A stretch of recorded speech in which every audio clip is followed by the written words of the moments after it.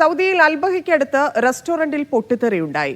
ആഷിബാഷി എന്ന റെസ്റ്റോറന്റിലാണ് അപകടമുണ്ടായത്. ഗ്യാസ് ലീക്കേജാണ് അപകട കാരണം. ആളപായമോ പരിക്കുകളോ ഇതുവരെ റിപ്പോർട്ട് ചെയ്തിട്ടില്ല.